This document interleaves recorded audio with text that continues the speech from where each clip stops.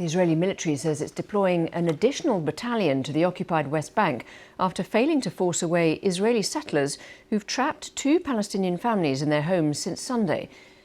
This follows clashes between Israeli security forces and Jewish settlers in the occupied West Bank, as the Palestinians say their water and power has been cut off and that they're running out of food.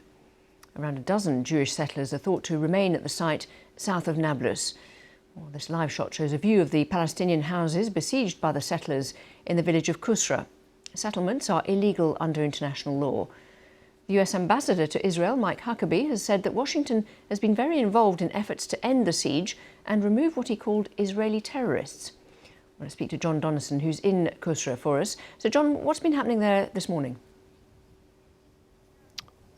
Well, let me give you an update of what's happened, because there's been quite a lot of development. So up on the hillside behind me there, those houses are the houses that have been under siege by settlers since Sunday. But overnight, the Israeli army came in with bulldozers and they demolished the settler outpost, which in effect is a small encampment that they'd set up, and they disperse the settlers. Now, we think the settlers have moved down the hillside, but every time they try and move back up, the army go and make them go back down. Now, as for the 2 families who are besieged in those houses, well, they have now moved into one of the houses, and we've spoken to them this morning, and they have been told us that they've been told by the army that they have a short time to pack up their things and leave. Meanwhile, down in the village of Qusra, 11 houses, people living there, have been told by the military to evacuate. They have now left, and we're hoping to go and speak to them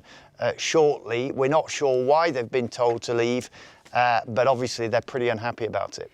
How significant is the intervention of the US ambassador and what he's had to say? Well, look, the US ambassador, Mike Huckabee, his language was pretty strong, as you said, calling these terrorists who are doing this work. But the pressure that has been applied on the Israeli military, it does seem to have worked overnight. Something has been done. But, you know, Mike Huckabee is a big supporter of the broader settler movement in the West Bank. And I guess his perspective is that this is just a few hundred hardcore extremists who are going too far. But all the while, you know, just today in Jenin, which is a major city in the north of the West Bank, Palestinian city, a new settlement is opening and settlers are moving in there. And the settlement project, which is supported not only by the Israeli government, but by the Americans, is progressing at a pace. So this is one incident where the authorities maybe say they've gone too far, but broadly the view is that amongst Palestinians and human rights groups is that the Israeli military, backed by right-wing members of the Israeli government, has allowed the settlers to act with impunity for too long. And interestingly today, as far as I know, I think there was only 1 arrest of a settler for those involved in this siege. And the UN has been talking only this week about a record in violence linked to these settler incidents in the West Bank. So it is a broader problem that's been going on for a while. Yeah, I mean, it's been the most violent few years in the West Bank since records began, according to the United Nations. The world's attention has been perhaps elsewhere in the region, with Gaza, Lebanon, the war in Iran. But Palestinians will tell you that things are as bad as they've ever been in the West Bank. The United Nations says that on average, 6 attacks on Palestinian communities by Israeli settlers are happening every day this year. I think the figure is 18 Palestinians have been killed in settler violence this year, many more injured, and property damage. You know, so it's not just physical violence, it's the burning and destruction of homes, it's the burning of farmland, livestock, burning olive groves, chopping down olive trees. So this is a problem that's been going on for a long time, but certainly the view of the United Nations is that it's as bad as it's ever been.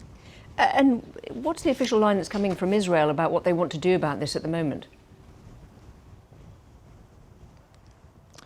Well, the Israeli government line is kind of the same as Mike Huckabee's. It's like these are a few bad apples, I suppose, who have taken things too far. So these outposts, as we call them, they're basically like temporary camps, often with porter cabins, caravans, tents. They are illegal not only under international law, as all settlements are, but under Israeli law too. So sometimes the Israelis do dismantle them. But what often happens is you get these sort of temporary encampments, these outposts, and then suddenly you've got electricity and water being put in, and then there's actual legal planning permission from the Israelis to develop a settlement. So just at the moment, the Israelis are planning a huge settlement expansion right in the middle of the West Bank, just near Jerusalem, which is known as the E1 development.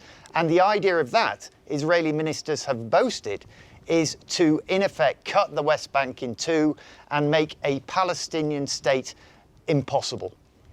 John Donaldson, thank you very much indeed for giving us the detail on that story live in Qusra there on the West Bank. Thank you.